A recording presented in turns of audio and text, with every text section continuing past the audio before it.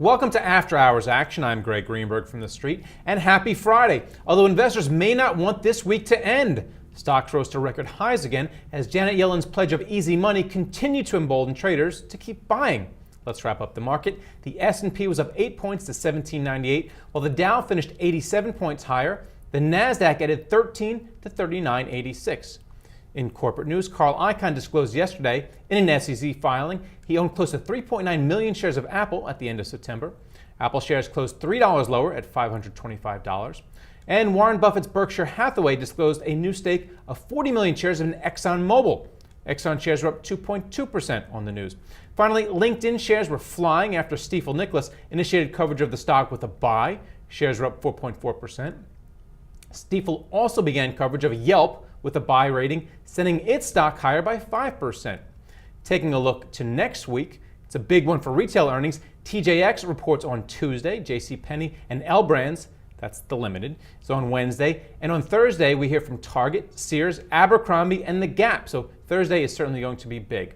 Now, stocks clearly have had a great year, but the same can't be said for gold, which is down 23% in 2013. Finished today down $1 at $12.87 an ounce. Mining stocks, believe it or not, have fared even worse, with the gold miners ETF down 48%. So will 2014 be a better year for precious metals? Andrew Chanin, who's the Chief Operating Officer of PureFunds, here to tell us. Welcome, Andrew. Thank you for having me, Greg.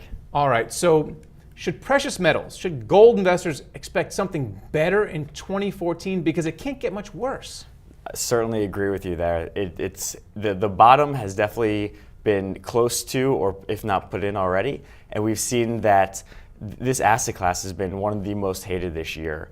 And usually when something gets sold off to the extent that it does, it tends to overextend that loss, which means that you can have a reversion back to the mean, which is very typical in all types of stocks. But what we've seen is that there's been very heavy margin trading, especially in equities.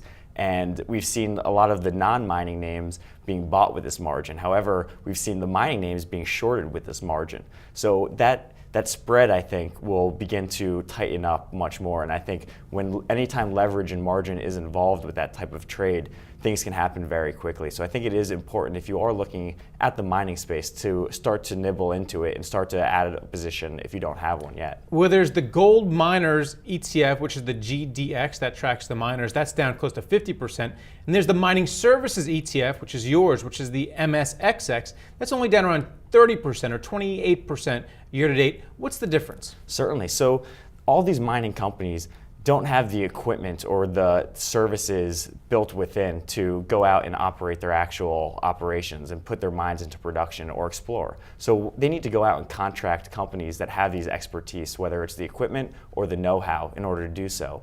Now, it's a completely different cash flow model, and mines can sometimes take up to 10 years in order to get into production.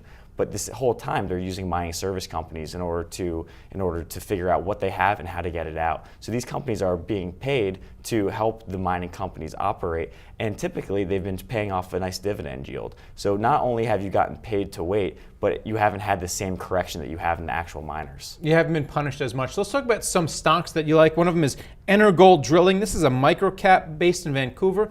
What do you like about this one? Certainly, that's actually one name in our MSXX mining fund, and they do something very unique. They have the ability to create these drills that they can bring to very remote locations. So typically it takes much infrastructure in order to bring a mine into production, but that's not just because it's difficult to get to it, but it's difficult to have the equipment brought to it.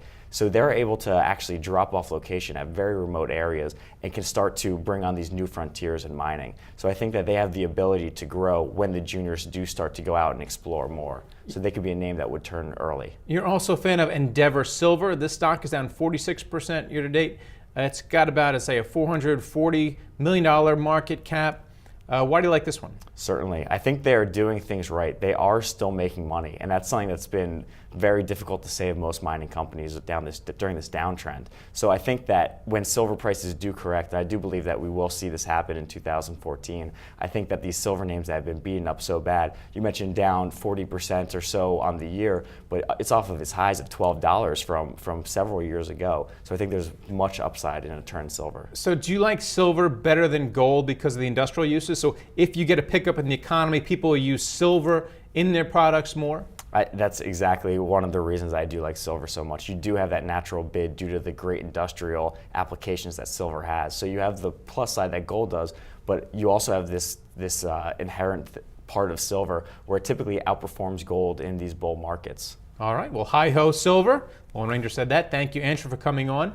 And thank you for watching After Hours Action on the Street. I'm Gregg Greenberg. I'll see you next week.